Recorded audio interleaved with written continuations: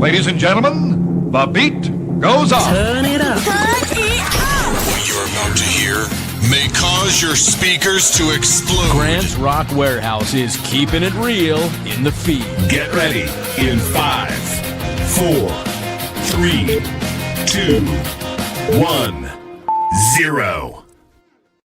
I just have to laugh at those comments. Hey, let's do the intro, ladies and gentlemen.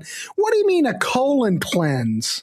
Come on, people. You know how the warehouse works. Here's the intro.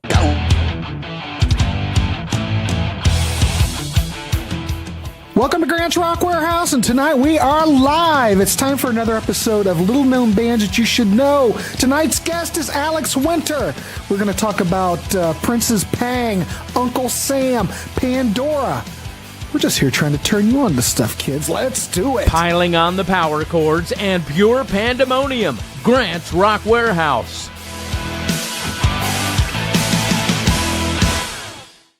So there is so much pandemonium here right now. Look at it.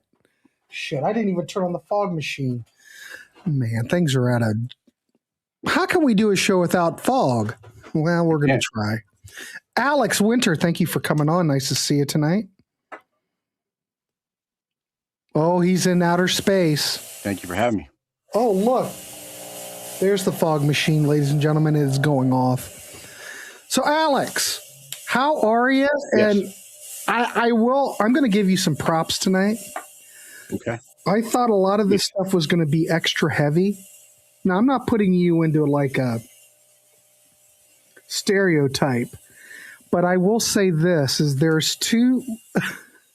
You did such a fine job with tonight's picks that I've already ordered 2 of these CDs. Oh, this is interesting. Okay. No, I left all the extreme for our extreme metal show. I would not bring that to the warehouse. Don't worry about that.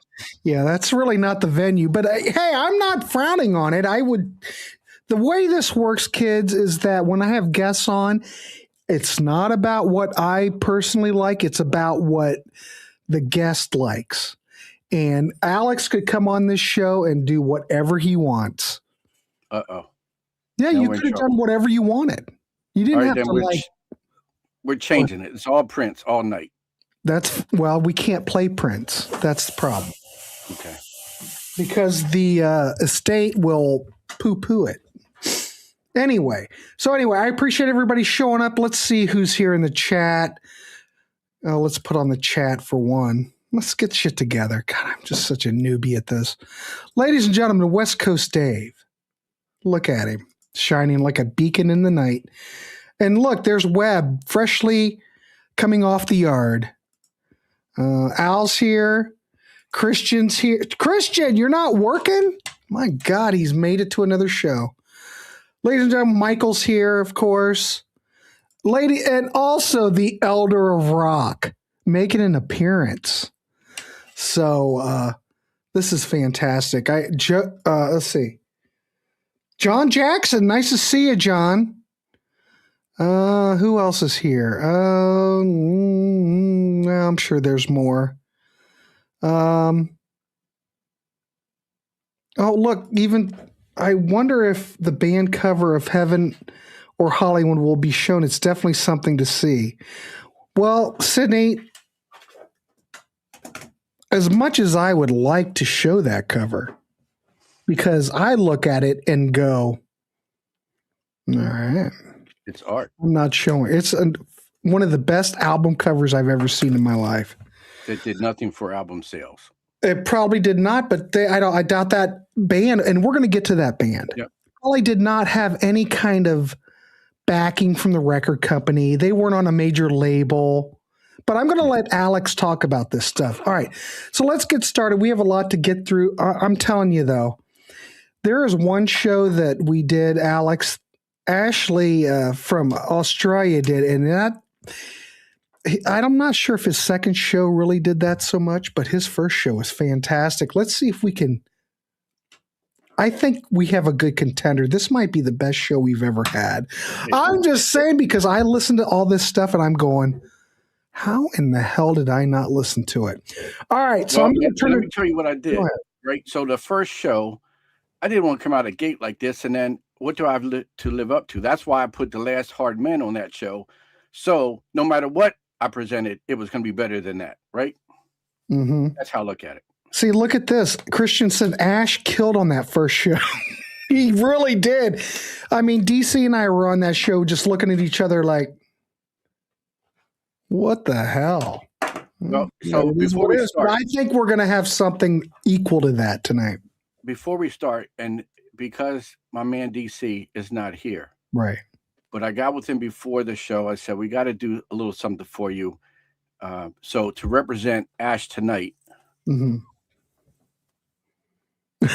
Look, he's taking off his jacket.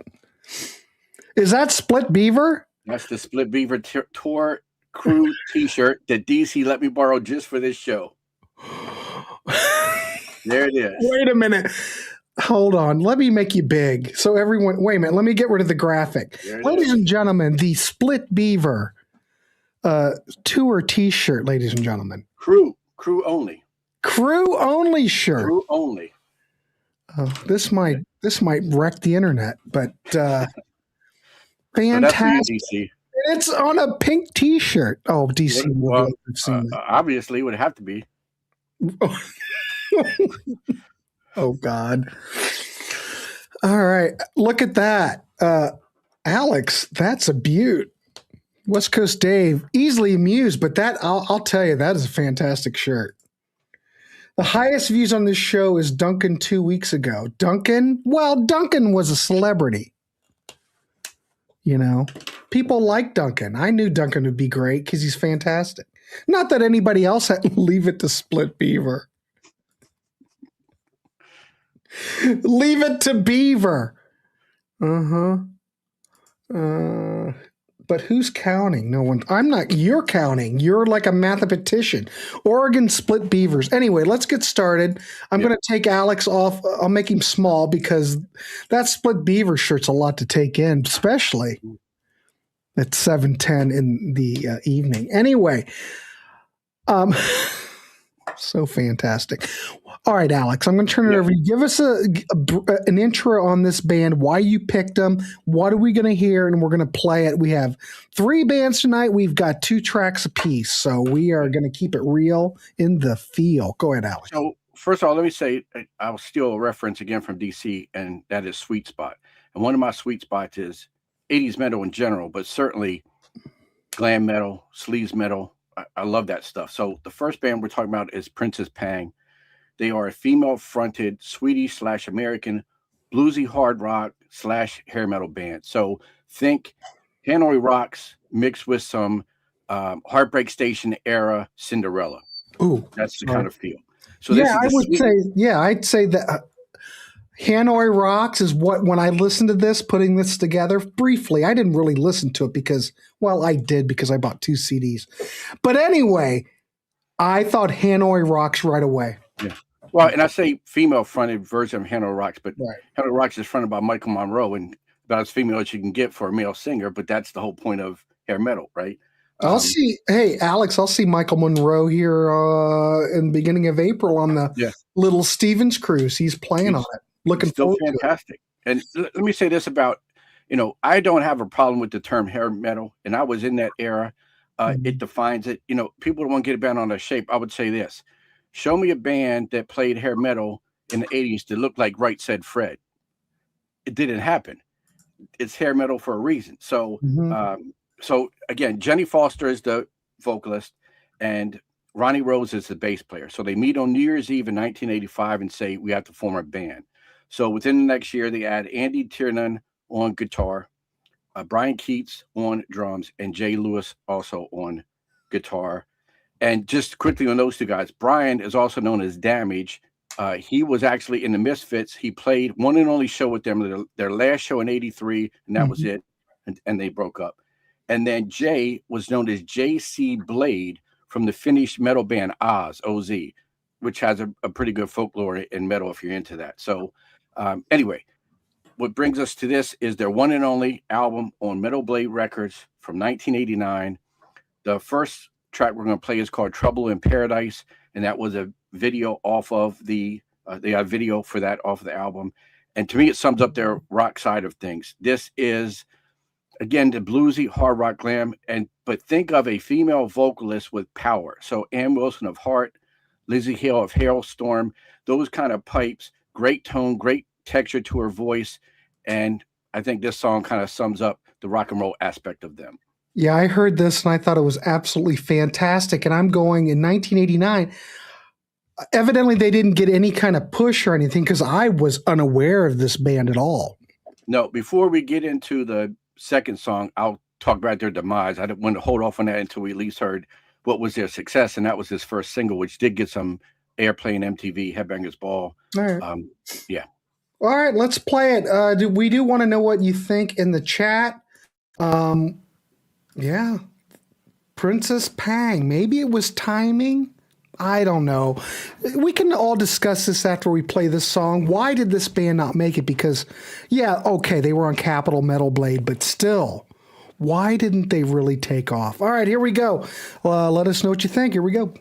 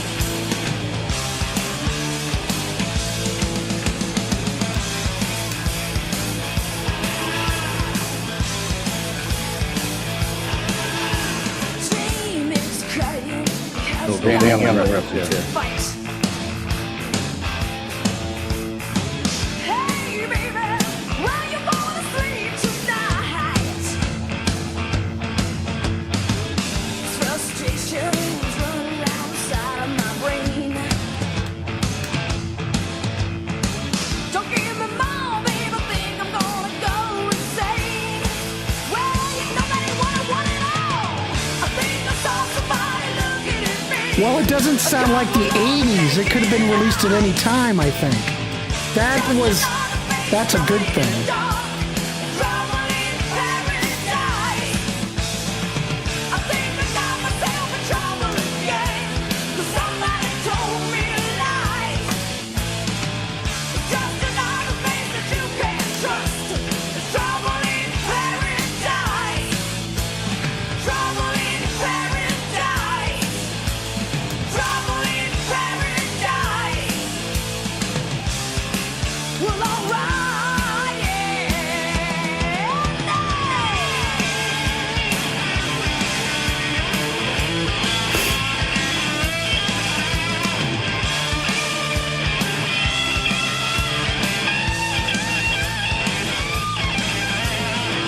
Well, maybe that was a problem.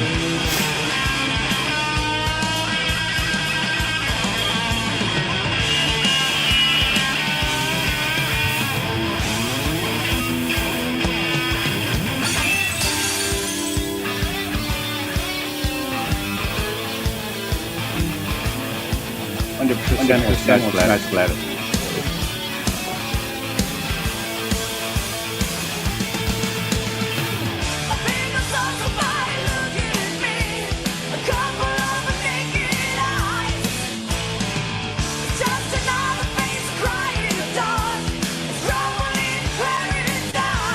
Smash Gladys.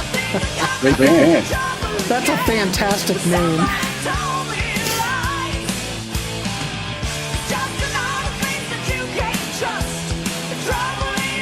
Look at this. He can bring out Smash Gladys in an instant it's mentioned.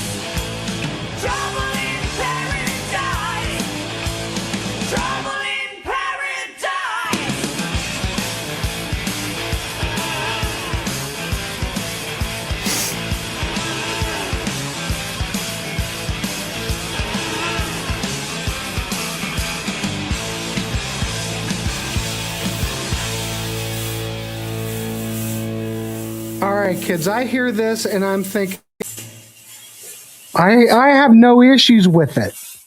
If anything, in 1989, I think that's pretty refreshing, to be honest. Production-wise, it harks back to something that came before. It doesn't have the gated drums. It doesn't sound dated to me. So let me talk about the production. So the producer is Ron St. Germain. He is responsible for over 100 gold and platinum albums, equivalent of 250 million copies sold worldwide. There are 19 projects that he worked on that were nominated for Grammys, and 14 of those artists went on to win. And the artists he's worked for worked with U2, Cult, Lou Reed, Sonic Youth, Red Hot Chili Peppers, Kool and the Gang, among others. So solid producer. Yeah. And back to you, West Coast David, they're part American and part Swedish. So where did they form? Where did they form, though? So I think they met in New York City. They went back home to get some musicians. They came back to New York to round out the band. So that's why they're considered both American and Swedish. That was a mix of those two. Now, this is a one and done record, though, correct? Correct. So they had a video for that song. They had a video for Find My Heart at Home. They toured with Mr. Big, Ace Frehley. They had some momentum going. And then Jenny, the singer, just decides that's it. She goes back home, never to be heard from again. So they kind of scrambled, tried to get other singers. They auditioned some. They did some demos. But in 1990, they just called it a day, and that was that. And so one thing I want to mention about, you were talking about sales and things. Let's remember that in metal, not rock, but in metal, all facets of metal, females did not sell. Lita Ford, the lead album, which had Kiss Me Deadly and Close My Eyes Forever, two ubiquitous songs of the 80s, right? That album only went platinum. She didn't cert on other stuff. But I think compared to other female artists, I'm assuming she might be the best. The top, next is Vixen, right? So Vixen had a big hit with their debut album that only went gold. Doro Pesh of Warlock and then solo fame, who was the metal queen, and is the metal queen, but certainly was in the 80s, did not even certify in the States. So this, now we flash forward and female fronted doom metal and epic metal and symphonic metal and all that's commonplace and it's okay. But back then, and I'm not talking about the Joan Jetts and the Pat Benetars that bordered on hard rock. I'm talking about in that metal lane, the sales just were not there. Really? The Pretenders Web never sold a shitload either? That debut album? Or even Learning to Crawl? Wasn't Learning to Crawl the biggest record? That was pretty good, and that's not even metal, but come on, I think the Pretenders did pretty good. I'm just saying. Webb just doesn't like Chrissy Hine, I think. Joan Jett did okay, West Coast Dave says. Yeah, but I'm saying we never mentioned her as heavy metal. So that's why I'm saying in the lane of heavy metal, be it soft or... These guys are all racist. They think once you have a female, it doesn't matter what genre. Just so it's a female. And I will say this: I never heard Alice Cooper. She did very well. She did great. Yeah. The Pretenders ate gold. I'm not sure what you're talking about, Christian. Heart sold heart, but that's not metal. Nope. I'm sure you do, Webb. You love a lot. You love everything. Heart was great. Well, I think there was a certain period of Heart that was great. I wouldn't say 1985 on was so hot. I did see them twice in 1985, and they all were on stage dressed like Prince. So I'm just saying this is the thing. This is my whole philosophy on Hart. Hart died when they kicked out Roger Fisher because Roger Fisher, there was something about Roger Fisher and what he brought to the band. And when he left, it was never the same. So that's when I think that was the end. Roger, see ya, Roger. Hart and Butterfly, that's about the end of it. So there you go. All right. Do we want to talk about the next track before the next track? Okay, go ahead. Yeah. I'm sorry. I was on our tangent already there, Alex. Man, it's your show. But I purposely picked this band because, at least from the little band shows that I've watched, female presence isn't that big. Now, Ashley did represent last time, but so I wanted to bring that to the forefront. And also, we don't have a lot of ballads on this show. So next, we have a ballad. This is Baby Blue. This is a heartfelt ballad, and this really shows off her pipes. I think you'll see why I'm so enamored with her as a vocalist. This, to me, is a fantastic track from Princess Bang. All right, here we go. Blue, everybody. We want to hear from you in the chat, of course. Let us know what you think, but I'm with Alex on this. I think this track's fantastic. All right. Get out your lighters, please.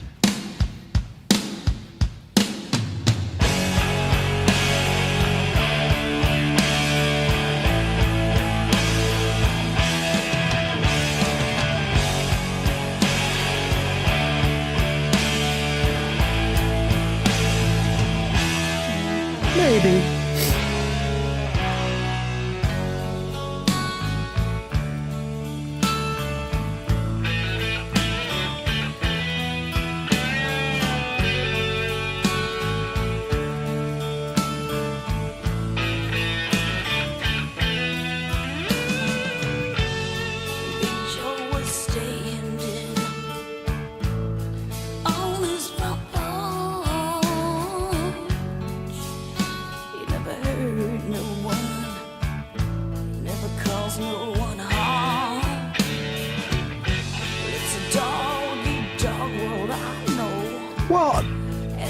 They were fine, Elder, but go look at some footage with Roger Fisher in the band. That's way better.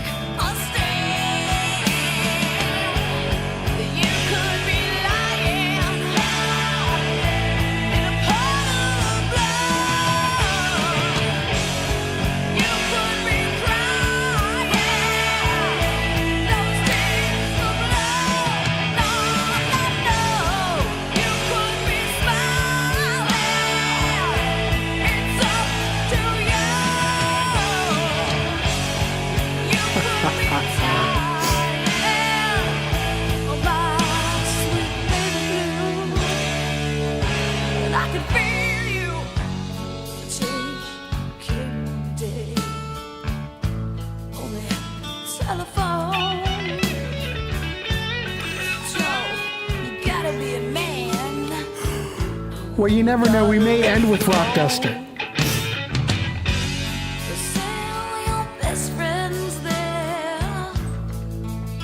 Yes. Exactly, Elder. Exactly.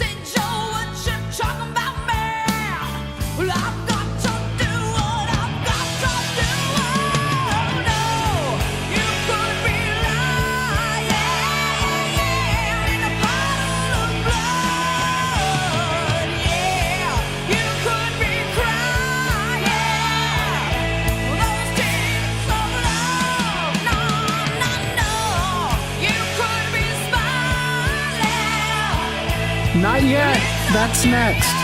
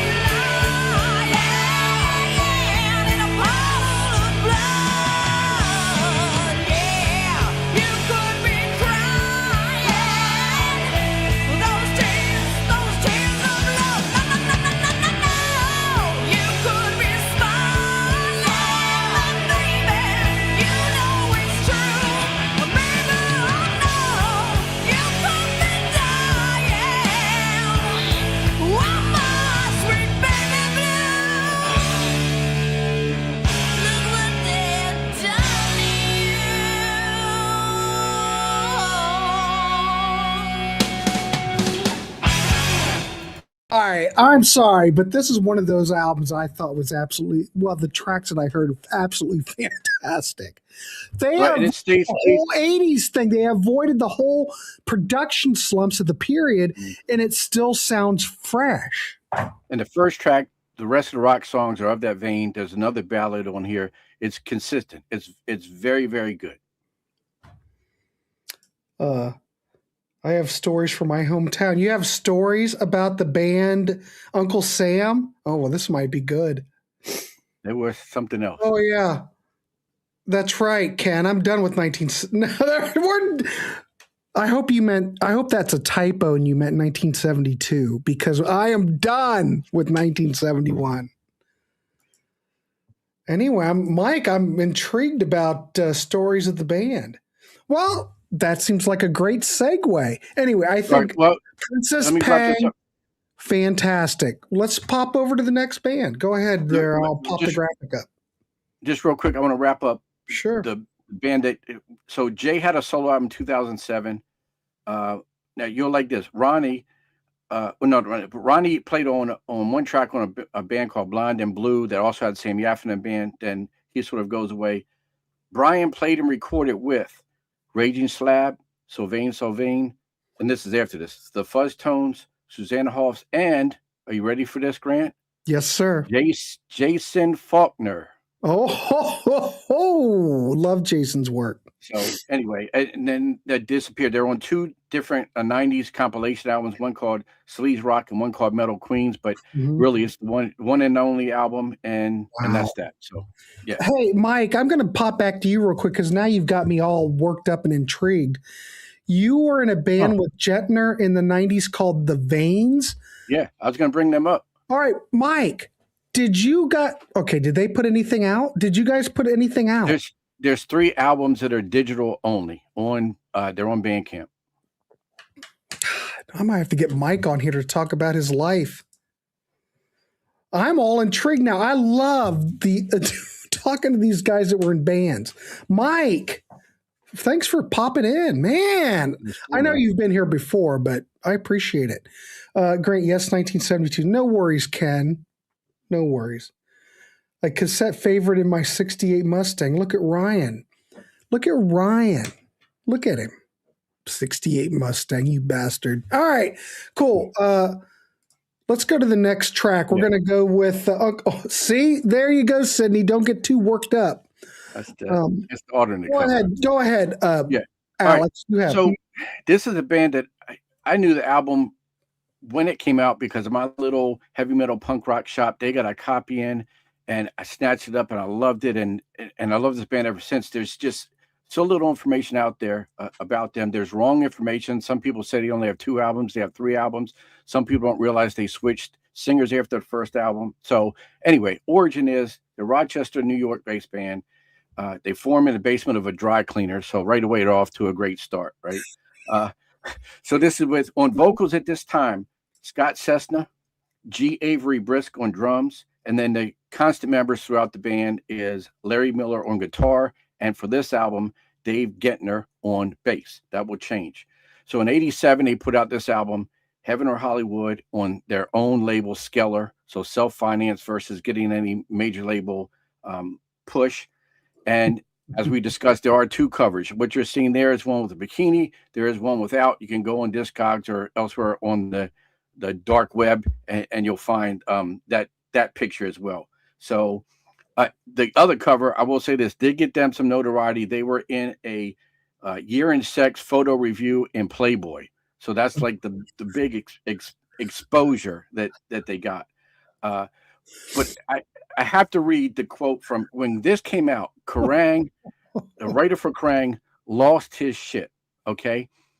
And if anyone knows Kerrang magazine, that was my magazine back in the day because they covered everything. Our U.S. magazines, Circus and Hit Parader, covered Motley Crue and Def Leppard, and the next month they covered Def Leppard and Motley Crue. Right? They didn't branch out. So in Kerrang, it gets 5Ks, top rating. This is what Ray Zell said about them.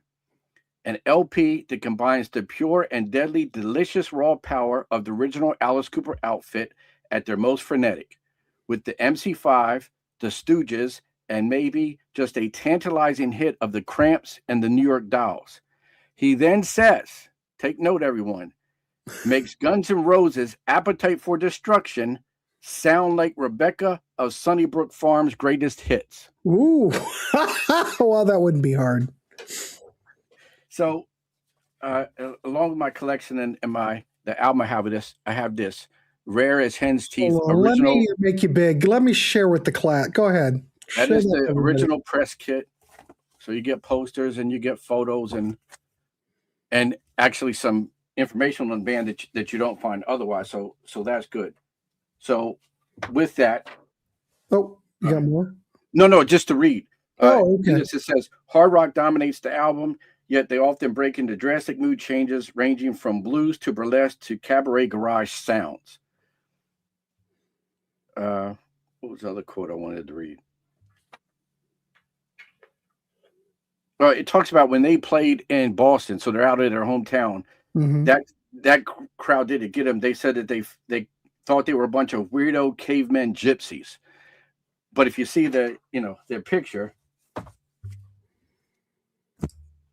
that's not too far removed from weirdo cavemen gypsies. No, I'd say no. Yeah.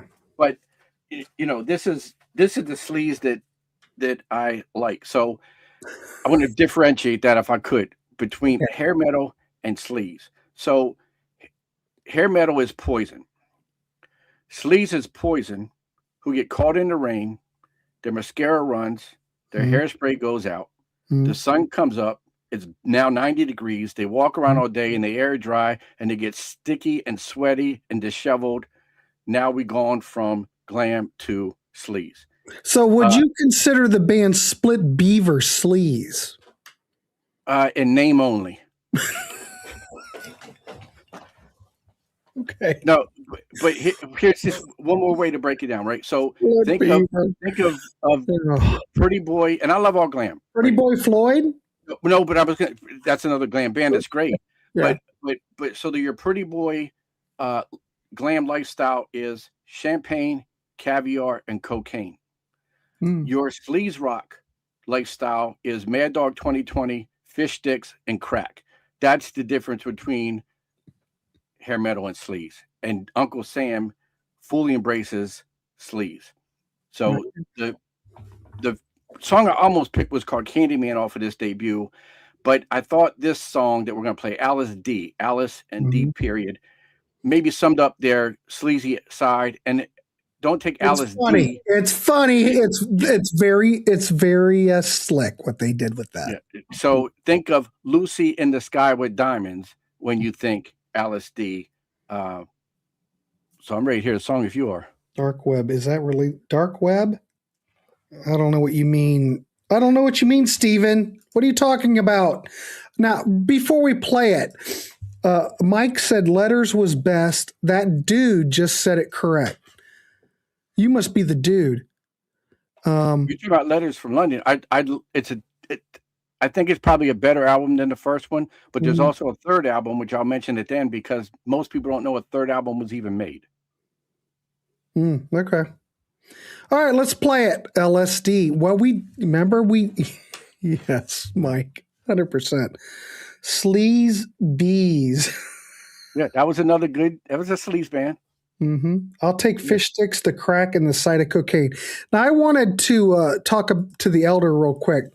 What is she going to do with that razor? Well, you need to look at the other photo, and I'm not sure which came first, so I'm sure she had ideas for that razor. I hope her skills are good. All right, let's play it. We are going to play Uncle Sam Alice D. Again, ladies and gentlemen, we want to hear you in the chat. This is fantastic. Actually, I was really impressed with this too. I love it. All right, let's just play. We want to hear what you think in the track. All right, here we go.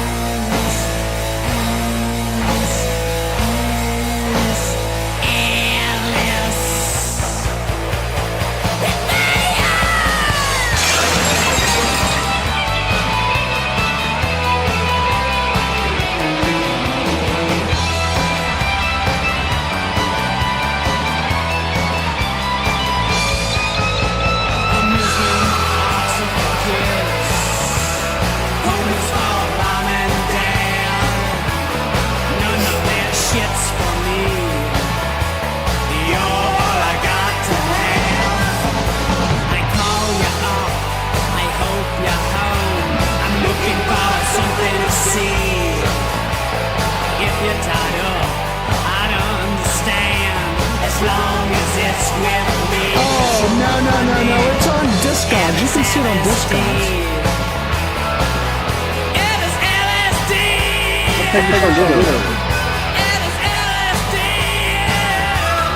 Go get the uncensored cover. I'm sure it'll be alright.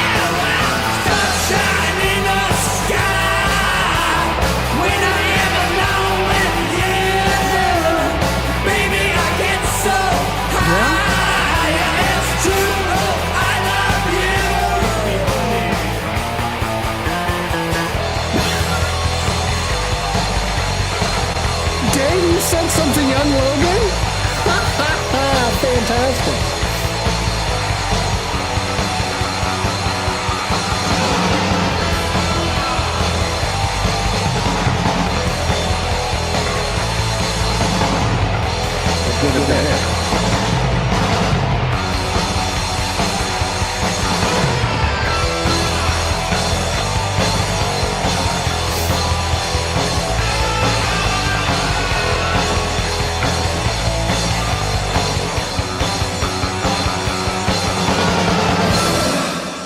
The thing that I about this, Alex, is it has such a live feel to it.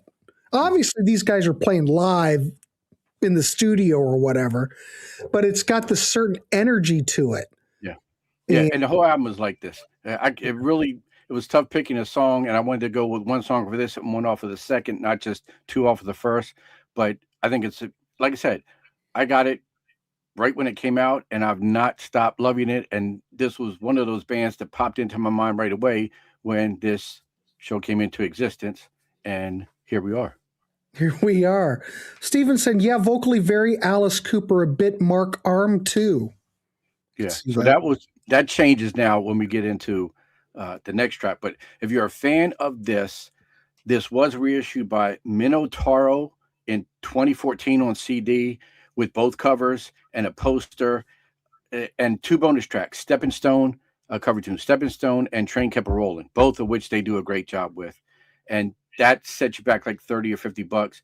If you want the original album cover, not the censor version, that's like a $75 to $100 record, but it's not that rare. It's out there. So yeah. Al's going, sounds like Cooper singing with the Cramps. Yeah. And I don't know what Webb's talking about, but he wants to get blitzed to watch this at a bar. Watch this show? What are you talking about, Webb? Are you talking about me? I might be you. Uh-oh. All right. I don't know what the hell that means. Oh, here we go. Mike says, I'm here for letters, but it's all good. No worries. Okay. It's all good. Right. Well, hold on. So let's get into that. So it's a good segue. Thank you, Mike. Yes. So 1990, second album comes out again on their label, Skeller. Scott Seston now as vocalist out of the band, and Dave moves from bass to vocals. They bring in Bill Parole on bass and the new drummer, Jeff Mann.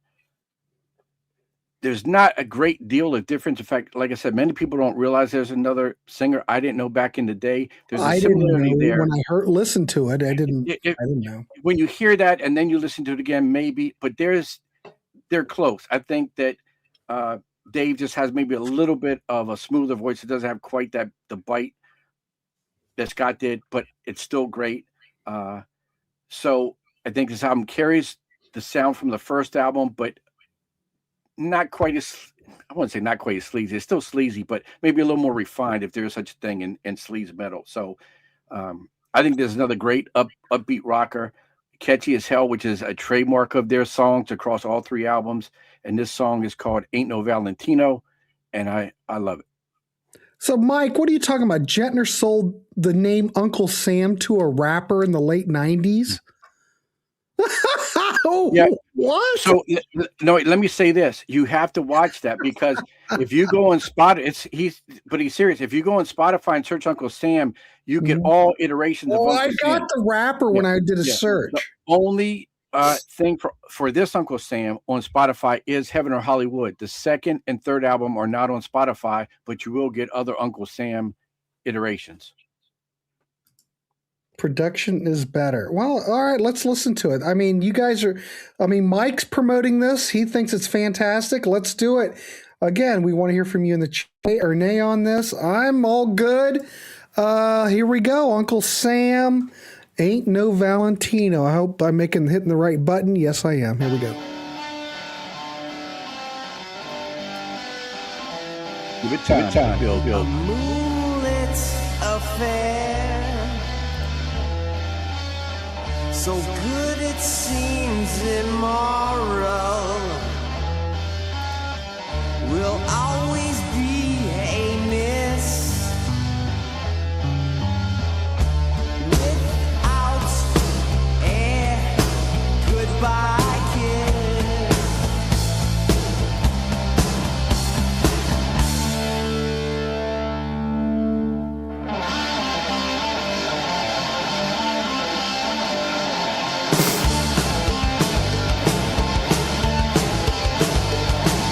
I'm flying back from Reno, I must have had a hell of a time.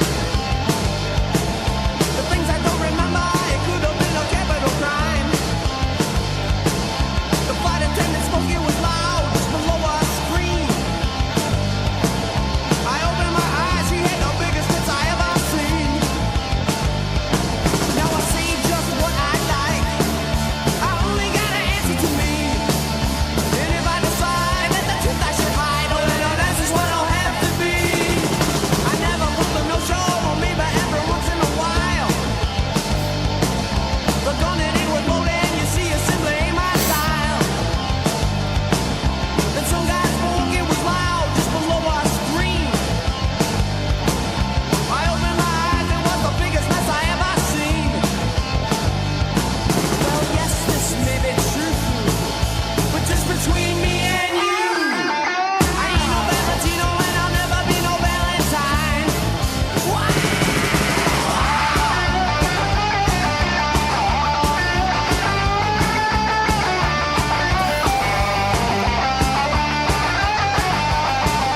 I know that Fantastic, then. but it all makes sense to me. And if I decide that I gotta get right, then that's just what I'll have to be. I ain't no Valentino. I ain't no Valentine. I ain't no Valentino. I ain't no Valentine.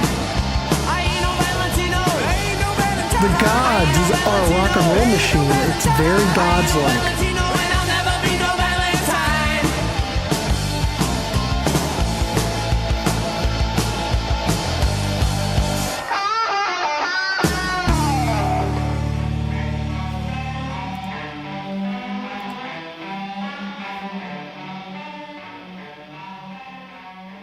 All right, everybody dig that? I think that's... Love it. Do I have a preference over the first song or this song? No, I just think that they had something. And I think both of them, both tracks are, I dig it. Like I said, I have no issues with it all. I want to like, but it's not doing it for me. That's all right, Christian. It's at least at least you've heard it and we're doing God's work here. We're just trying to turn you on to stuff. Hopefully it connects. There's so many bands that slip through the cracks, so to speak. So. And just to clarify, Grant, you're doing God's work. I'm doing Prince's work. There's a difference. Of course. Or the Beaver's work. Yeah. Boy, you've got a split Beaver shirt. Only because my man DC came through. Thank you again, Mike DC. says, thanks for featuring us. Nice surprise tonight.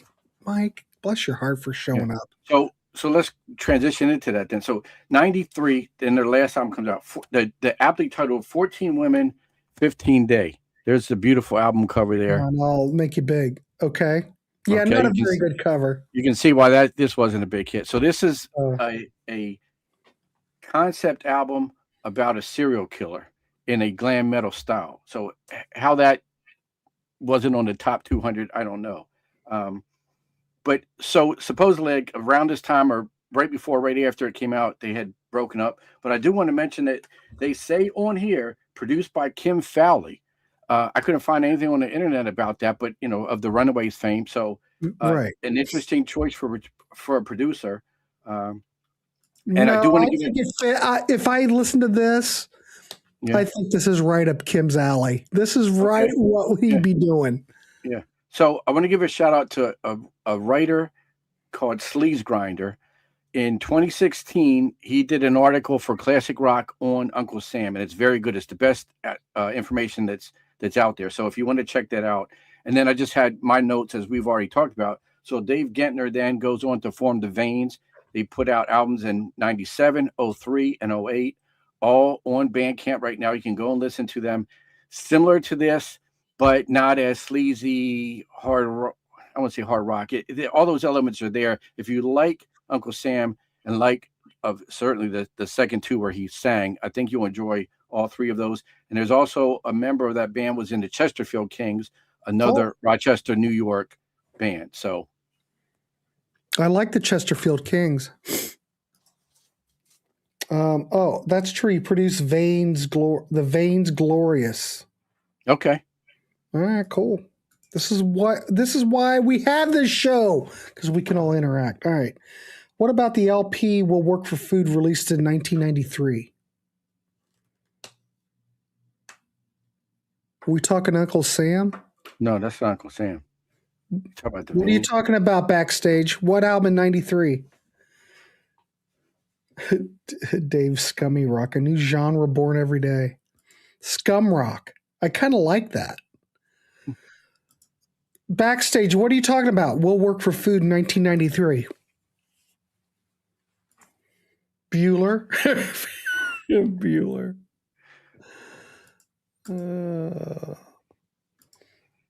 Didn't know how I missed this rock at this time period. Thanks for introducing me. That's the whole goal. Yeah, but I never heard Uncle Sam back in these days. How did you come into contact with him, Alex? How did you? Like I said, my record store, and I talked about this on Record Store Memories, which is an upcoming Contrarians episode, which was very cool. My local record store was called Misbeat Records, and they were punk and they were metal.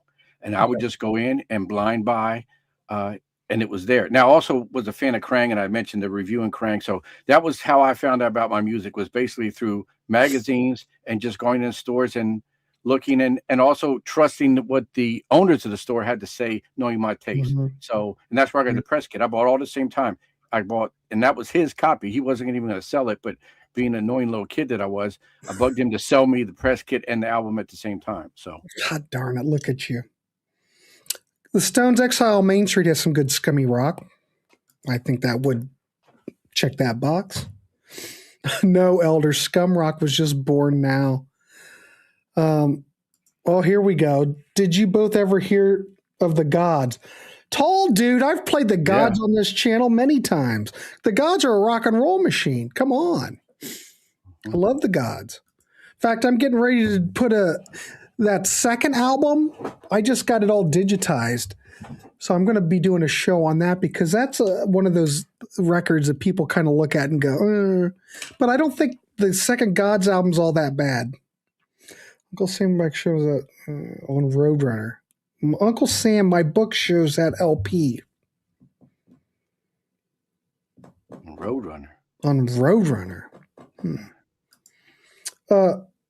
Dan, when he became aware, I came aware of that Uncle Sam album because someone recommended to me after doing a sexist album covers episode. Yeah, it's one of those things, like if you search the net, a lot of people know that album because of just an album cover show or list, but they don't know the music, and they certainly didn't buy it back then. Well, tall dude, then you know what I'm talking about. The Gods are an institution in Columbus, Ohio. Backstage recording, not in the U.S. Okay, maybe it was an import. All right. This stuff beats the hell out of casual rock at the time. 100%. All right. Alex, let's keep going. We've got, let's see, what do we have? Oh, okay. Pandora. Days of Madness. Go ahead. Pandora, well, go ahead. You do your intro. Go ahead. This is, when we talk little known bands, a little known band. In fact, so little known that people didn't remember them when this came out. So I'll get into that story. So this was at one point a mystery band from New York, existed 1973, 1974. I want to read the hype sticker on the re-release of the album, where it says, "Majestic who like power chords, Zeppelin-esque panache, plaster cracking castrato vocals and poetic spiders from Mars lyrics. And so this is at the height of the glam era. And how it gets discovered in 1992, there's a rock journalist by the name of Doug Shepard. And there is a Cleveland band called Granicus who put out one album in 73 on a major label, but it was a one and done. And he is doing an article in 1992 on this Cleveland band. And he is with the guitarist Al Pinnell, and he's with the drummer Joe Bagatellia. And going through their stuff, they pull out this flexi disc that says Pandora on it. And so Doug asked them, and they really don't have much recollection. They go through all the other paperwork for their band Granicus and can't find anything. And all Joe can remember is that in 74, he produced live to 4-track demos for this band in his Cleveland loft at the behest of his manager and also the manager of the Pandoras, George Freege. So he can find nothing on them. He still asks around. In 1997, he gets the attention of Arf Arf Records, and they put out, and that's what the cover you're showing there. They put that out on CD, and reluctantly, because again, nobody knows anything about this band. No. And the liner notes they even say, we don't know. We're not trying to do anything nefarious. We don't know. But this music is too good not to be heard. So they put out 10 songs because the master tape still existed miraculously versus the 7 songs that are on this flexi disc. So in 2008, Doug, who started this whole thing and is a vinyl collector, buys an album by the name of Plum Nelly. Deceptive Lives is the name of the album. It's put out on Capitol in 71. It's a one and done, but he instantly says, that has to be the singer of Pandora. It's the same voice, and his name was Rick Prince. He tries to find him, and he can't. So he kind of passes the baton to another music writer by the name of Bart Bielmeier, and he actually finds the singer Rick, who says, I had no idea any of this was happening, and I think they didn't even really know that the flexi disc was pressed because by that time the band had gone their separate ways. So this is a true hidden gem, obscurity, forgotten, whatever you want to call it, from the heyday of glam rock. I avoided the first track, which is Space Amazon, because it's almost 9 minutes. But if you're into T-Rex or really Bowie, Ziggy Stardust, listen to that track. You will be blown away by it. It is 100% glam. I went with more of the rockier songs. So, and keep in mind, this is 4-track recording, so not the most polished, but it gives you kind of the idea of what this band was going for in 1974. Yeah, it's kind of raw, but there's something, I don't want to use the word, I guess I'm going to use the word romantic about it. I don't know what else to call it.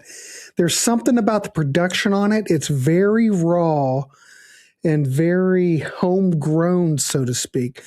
But the songs are here. I played that opening track, and I was...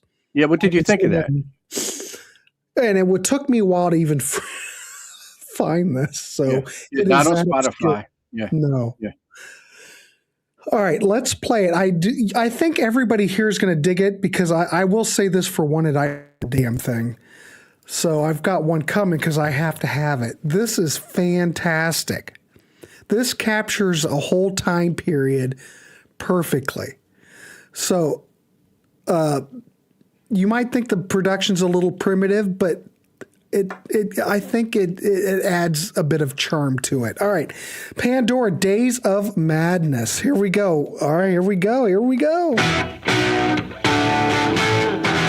Fantastic.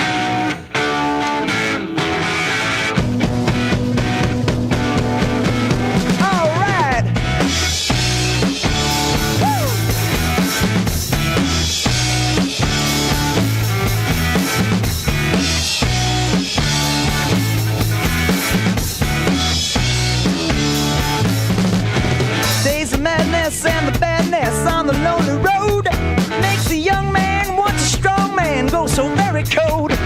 Years of sorrow borrowed from the happy times gone by. Call out his name day to day. He hears its distant cry.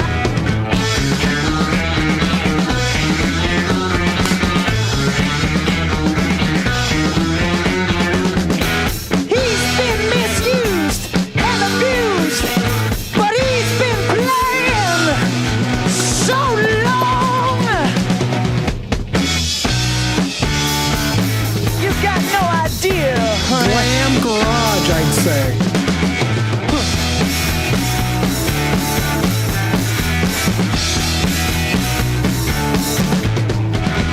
Watching the dancer, she's a prancer, playing with his fire. Such a lover, he discovers she wants more to buy her. Seeing every little crystallized, multicolored craze. Curly, girly stardust, wrapped up in pretty lace. Ha! Ha! Everybody's baby up there this space, yeah. I'm coming home. Mike, you're 100% right. The vocals sound like they were recorded in like a little box or something, but the guitars sound great.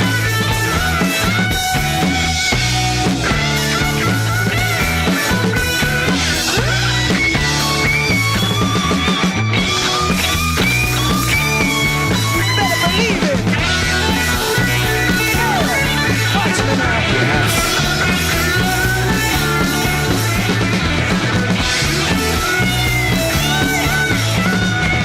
Days of conquest, nights of no rest. You can't digest the dirt. Crazy people standing around thinking they can really hurt. Baby doll, you can't solve It's mysteries awesome. of my claim to fame. Sacrifice your loser's ass. Come in, smell what bears my name. Take a good one.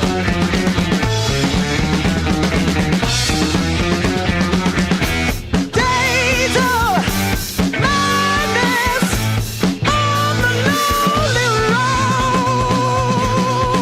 road makes a young man grow so very cold. Oh, man, It sounds fantastic. I'm so lonely. Days of madness on the road. On the road to madness. Days of madness on the road. On the It really had road to nothing to do with it. madness. No, he didn't. Days of madness on the lonely. I'm so lonely. Road.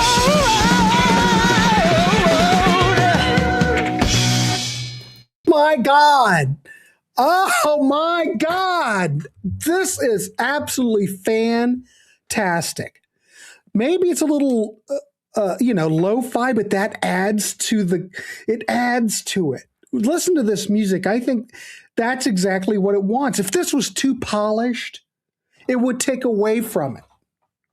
You know what I mean, Alex? I think it would Yeah. take away from the, Agree. I 100%. Yeah. Christian says 100% good tune. Robinson's voice I agree. West Coast Dave, great.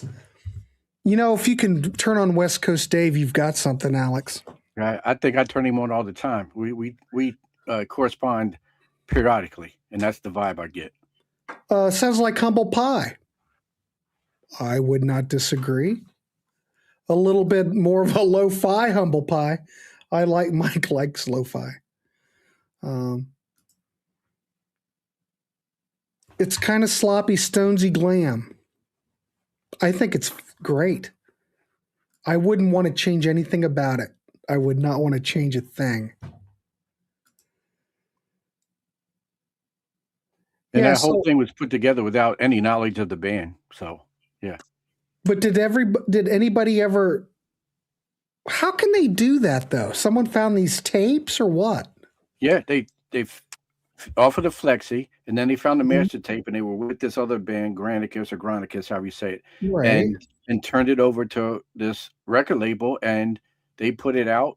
And I don't know if they had something in behind closed doors contracts that said nothing come back on them, but there was they did everything they could to find who this band was, and it took until this to come out for that to happen. So, and now I'll go into the next re-release on that, and then that was once everybody knew about it and legit and did different packaging and stuff. But So just a little more history on this. So prior to this demo being done, they were in this New York club scene playing gigs, including with Actress. And Actress, as the fans of New York Dolls know, that's who New York Dolls became. But originally they were called Actress, and that plays into this whole thing. So they also met Bowie backstage and had a little bit of a FaceTime with him, and they were in the New York scene. And the demo sort of is getting shopped around, but then the band splits, and that's partly because band members Buzz Verno on bass and Frankie LaRocca on drums go on to be in David Johansen's band. So they had an opportunity for this gig, and they gave up Pandora to do that. Buzz also played with Sylvain later on, and Frankie, great drummer, played with John Waite. He also played in a rock band, I think around 1990, called Company of Wolves. And then Martin John Butler, who is the guitarist, he goes on to form the band The Demons, and they put out on Mercury one album, a one-and-done band. And then he also does music for television shows. Then he does stuff for A-Team, for Texas Walker, for MacGyver. And I think the most interesting is Rick, the vocalist. So before this band, he was actually in a band called Black Widow, which was a hard rock precursor to metal occult band. He was in at the tail end of that. After Pandora doesn't happen, in 1975, he becomes the lead singer of another New York band by the name of Twisted Sister. Before Dee Snider, but he got tired of the makeup, or whatever his reasons were. He exits the band, bounces around, and so that's kind of the history of the band members of Pandora that existed only in that brief 1-2 year period. And unfortunately, as of 2025, all members are no longer with us. Oh my! All right, cool. Well, not cool, but interesting to know that they're not here. All right. Well, let's play the next track. We're going to play a track off the same record. Of course it's off the same record. There's only one. Take off echo cancellation real quick, people. We're going to hear Hot Rocker. Again, let us know what you think in the chat. Again, it's fantastic. Get yours today before they sell out of them.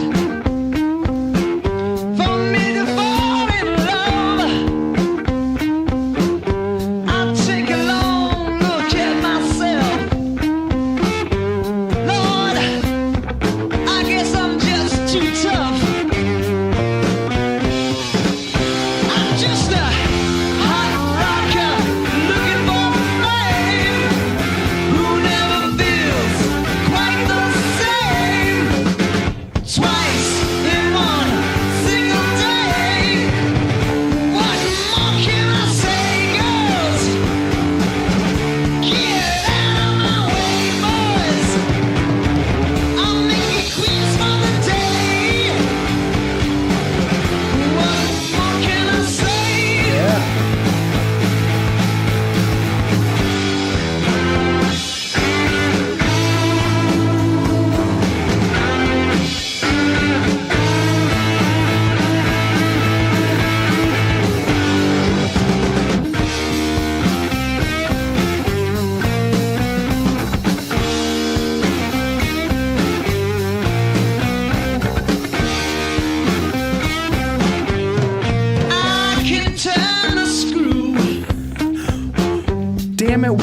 to tempt me to go into Rock Duster.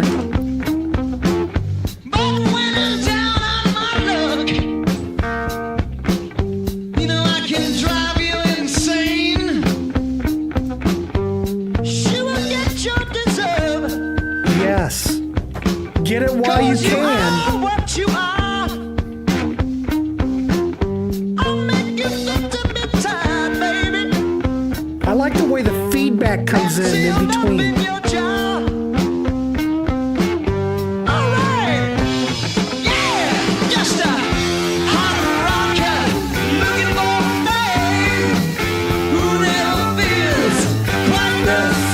Yes, Elmer! Twice in one single day. What more can I say, girls?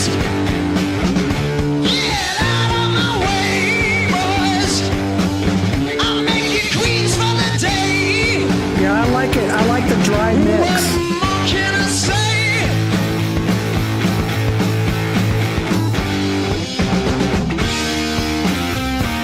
I'm a hot rocker, honey. There's no stopping me. Yeah.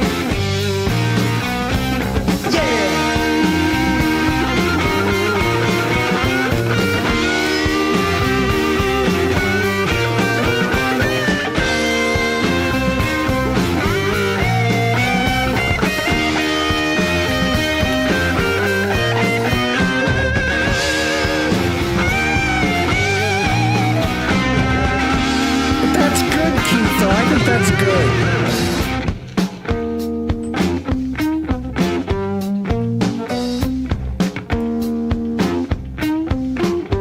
If my feelings are black, it will show in my clothes. But if the mood does the crack, there'll be bells in my toes. Yes, I'll get my deserve. No matter what you are, then I'll be fit to be tied and sealed up in my jar, my fruit jar. I'm just a hot rocker looking for fame who never feels Yes. quite the same. Twice in one single day. What more can I say, girls? Get out of my way, boys. I'll make you queens for the day. Ow, what more can I say? Love it.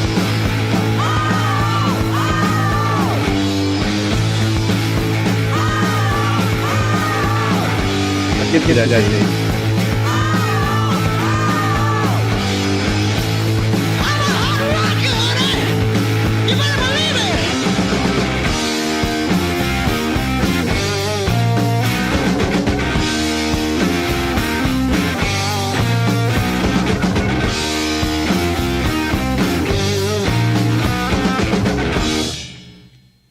Damn, ladies and gentlemen, just another day in the warehouse.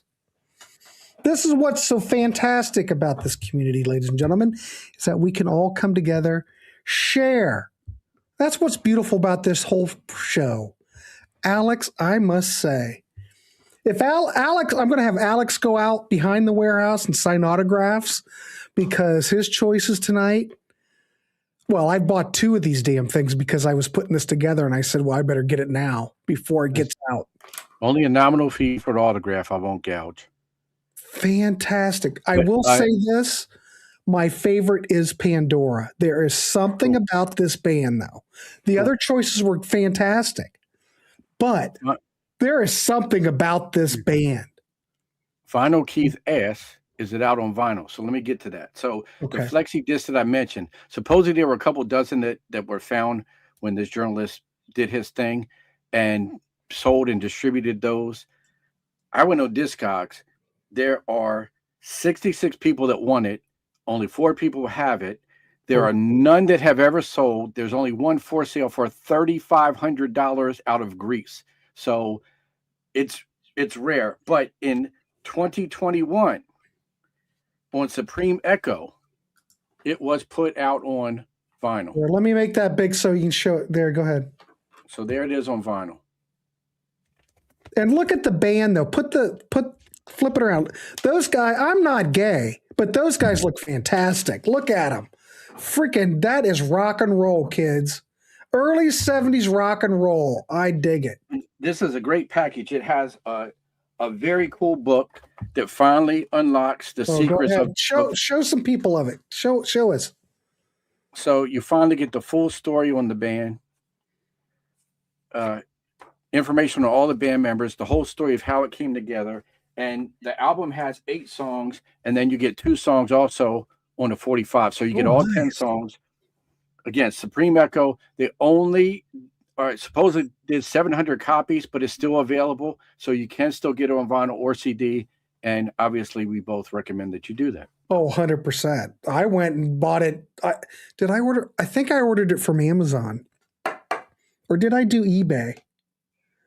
It's out. I think I did Amazon, but so which 2 did you get then? You got Princess Pang and Pandora. Is that what you bought?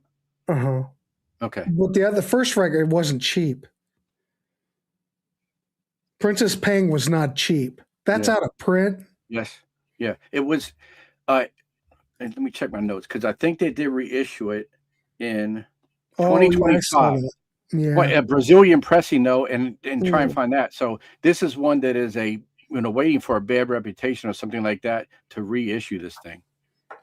Bad Reputation just put out the first Piper album, so there's hope, ladies and gentlemen. And if you haven't picked up the first Piper album, go to Bad Reputation and get it while you can get it. Hopefully they put out the second Piper album. All right. La Rocca played on Bon Jovi Runaway. Didn't everybody play on that? I didn't mention that because it was vague, and I did see that was supposed to be, but then in another source it didn't say. But yeah, I think he's been around and done lots of things that people don't realize. So well, there you go, kids. We can wrap this dog up. Pandora for me is the winner, but fantastic stuff. We will have Alex back on again. I'm sure. Look at that record collection. I'm sure he has plenty of things he can turn us on to. Remember, this is room 1 of 2. So right. And if I could grant a shameless plug because please go ahead. Yes. People like you that have been gracious and had me on their show, and the Contrarians and Rock Kaput. I have now my own YouTube channel called Tainted Decibels, where I have corralled all of my appearances. If you want to see, at one point I will do some original content. I'm thinking a 24/7 Prince channel, but that's just, a thought. I thought maybe you're going to feature the Split Beavers. Well, that's a different channel. That's that's only fans. Oh, yeah. But this seriously, if you would be so kind and want to subscribe, Tainted Decibels is my channel. I would greatly appreciate it. All right, go check it out. If you send me I'm going to forget, Alex. Send me the link and I'll put it down below. Yep, done. Because I can barely keep my shit together as it is. Fun times as usual in the warehouse. Excellent work, Alex. I will have you back because I can hardly wait to go into more of what you have to turn us on to. All right, everybody. If you're new here, please like, subscribe. I will put Alex's link down in the bottom below. Give him some love, subscribe, and tune in. I'm sure he's got plenty of greatness. Here in 10 minutes, we'll be doing another hometown album show, QFM 96, number 6. So I still have to pick what tracks I'm playing. It might be, I should be all right in 10 minutes. All right, so tune in at 8:30. We'll be back. All right, Alex, thank you, sir. Top-notch work. Thanks, my man. All right. See you, everybody.